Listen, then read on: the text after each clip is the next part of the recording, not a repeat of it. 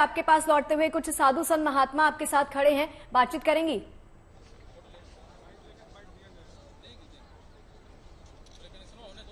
बिल्कुल बिल्कुल शगुफ्ता, मैं सीधे बातचीत ही करूंगी। महाराज जी देखिए, हम लोग बात कर रहे हैं लगातार महाकुंभ को लेकर, इसके आध्यात्म के संगम को लेकर, लेकिन मेरा सवाल मकर संक्रांति को लेकर भी है। इस दिन दान ध्यान का बहुत महत्व होता है और ऐसे में अगर अमृत स्नान आज के दिन हो रहा है तो उसका महत्व कितना ज्यादा बढ़ जाता है। जैसा कि हम लोगों के गोस्वामी तुलसीदास जी रामचरितमानस में लिखे हैं कि माघ मकर गत रवि जब होई तीरथ पति ही आव सब कोई। यहाँ पर सारे जब माघ महीने के समाप्ति के जो है कि आता है, उसमें जो है कि सूर्य मकर राशि में जब जाते हैं तो यहाँ सारे लोग जो है कि सभी तीर्थों को छोड़ करके सारे तीर्थ के निवासी और स्वयं सभी तीर्थ लोग यहाँ पर तीर्थराज प्रयागराज में आते हैं और आकर के त्रिवेणी में स्नान करते हैं। त्रिवेणी गंगा जमुना सरस्वती का जो संगम है वह तो एक हमारे मानने का संगम है, लेकिन गंगा जो है वह ज्ञान है, यमुना जो है भक्ति देवी है और सरस्वती जो है वैराग्य है।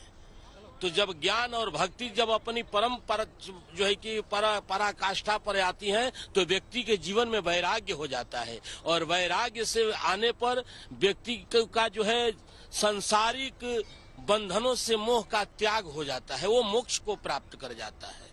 तो जहाँ मोक्ष की प्राप्ति हो जाती है उसके बाद उसको कोई चीज शेष नहीं रह जाता है और यहाँ आने के बाद वही चीज की प्राप्ति होती है कि ज्ञान भक्ति ये दोनों के साथ ओतप्रोत होकर के यहाँ के जितने मनुष्य हैं, मानव हैं, देवता हैं, किन्नर हैं, नाग हैं, गंधर्व हैं, सब भिन्न भिन्न रूपों में देखने को लगता है कि सब मनुष्य रूप में आ रहे हैं, लेकिन भिन्न भिन्न रूपों में आकर के और ज्ञान वैराग्य और भक्ति का सेवन करके अपने जीवन को कृतार्थ करते हैं। महाराज जी देखिए, कुंभ, पूर्ण कुंभ और महाकुंभ, अर्ध कुंभ, पूर्ण कुंभ और महाकुंभ, 3 कुंभ हैं, लेकिन इस बार जैसा सैलाब इससे पहले कभी नहीं देखा है। जब मैं लोगों से बात कर रही हूँ तो जो लोग पहले कुंभ में स्नान कर चुके हैं वो बता रहे हैं कि इस बार अद्भुत है, सिर्फ प्रशासन की ओर से नहीं, व्यवस्थाओं के तौर पर नहीं, आस्था के तौर पर। यहाँ जितने भी लोग आए हैं वो पूरी तरीके से आस्था में डूबे हुए नजर आते हैं। क्या आप लोग जब घूम रहे हैं, आप तो साधु महात्मा हैं, लोगों को आपने बदलते हुए देखा है, कितना ज्यादा सनातन के प्रति लोगों का झुकाव हुआ है? देखिए मैडम, हम 1977 से कुंभ में आ रहे हैं। पहला कुंभ मेरा 1977 में रहा है, दूसरा 1989 में और तीसरा 2001 में, चौथा हो गया 2013 में, 5वां कुंभ ये मेरा है। तो 1977 का तो बहुत मैंने ये था, 89 में देवरहा बाबा थे या हमारे गुरुदेव त्रिदंडी स्वामी जी का ये हुआ था, वैसा वैभव था, सब कुछ था। सारे लोग कल्पात्री स्वामी वगैरह संघर्ष किए अपने सनातन को जिंदा रखने के लिए। बहुत साधु संत शहीद हुए जा करके संसद भवन के सामने। उन लोगों का अभिशाप भी लगा जो सत्ता पहले थी उस समय। अभी आज की स्थिति जो है ना, सनातन चरमोत्कर्ष पर है। सब लोग मनो उल्लास में है, सब लोगों में एकता है, कहीं भी कोई जाति पाति भेद नहीं है, सब लोग एक पत्तल में खा रहे हैं।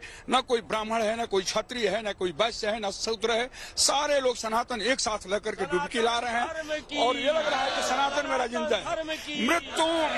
मृत्युंजय महादेव त्राहि मां शरणागत, जन्म मृत्यु जरा रोग पीड़ितम कर्म बंधनात्, भवाय चंद्र चूड़ाय निर्गुणाय गुणात्मने, काल कालाय रुद्राय नीलग्रीवाय मंगलम, भस्मो धूलित देहाय ब्याल यज्ञोपवीतिने, रुद्राक्षमाला भूषाय व्योमकेशाय मंगलम वृषारूढ़ाय भीमाय व्याघ्र चर्मांबराय च पशूनां पतये तुभ्यं गौरीकांताय मंगलम सूर्य चंद्राग्नि नेत्राय नमः कैलासवासिने सच्चिदानंद रूपाय शंकराय नमो नमः। जब आप इस आवाज को सुन रही होंगी, इस आवाज में आपको शब्दों के साथ साथ एक गहरा भाव नजर आया होगा। वो भाव यहाँ पर साधु संतों का तो है ही, लेकिन आम लोगों का भी ऐसा ही भाव है। कुछ और लोग भी यहाँ पर आ गए हैं, मैं बात करती हूँ कहाँ से आए हैं, स्नान हुआ है या नहीं। कहाँ से हैं आप? ये प्रयागराज से ही है। प्रयागराज के ही रहने वाले हैं। कुंभ इस बार कितना दिव्य है? कुंभ बहुत ही दिव्य और भव्य है। हिंदू धर्म के लिए बहुत ही अच्छा ये सरकार कर रही है, लेकिन साथ ही साथ ये भी कहना चाहेंगे कि इस सरकार को थोड़ा नौजवानों पे भी फोकस करना चाहिए। धर्म, संस्कृति और कुंभ के साथ रोजगार और नौकरी पर भी। रोजगार नहीं, आस्था के साथ ये भी जरूरी है, रोजगार और नौकरी। आज यहाँ के युवा थोड़ा सा बता रहे हैं, थोड़ा आस्था भी जरूरी है। हम हिंदू हैं, हिंदुओं के लिए आस्था जरूरी है, लेकिन हम लोग के लिए रोजगार और नौकरी भी जरूरी है। बिल्कुल बिल्कुल, मैं समझती हूँ इस बात को, लेकिन आस्था का महाकुंभ है ये। आस्था के रंग हम दिखा रहे हैं, उस पर भी हम बात करेंगे। तो देखिए शगुफ्ता, यहाँ लोगों से मैं बात कर रही हूँ, अपनी अपनी सबकी शिकायतें हो सकती हैं, लेकिन बहरहाल जब लोगों से बातचीत होती है तो समझ में आता है कि उनकी जो भक्ति है, उनका जो भाव है, वो इस वक्त सबसे ऊपर है। मैं फिर से बात करने की कोशिश करूंगी। महाराज जी, आपका शुभ नाम क्या है? हमारा शुभ नाम श्री राम चौबे है। हम काशी वाराणसी से हैं। ये जो कुंभ है, प्रयागराज कुंभ, बहुत बड़ा दिव्य और बहुत ही बड़ा अच्छा सुंदर हम लोग को लगा यहाँ स्नान करने में। भक्ति भाव से ओतप्रोत हम लोग यहाँ करके स्नान वगैरह किए।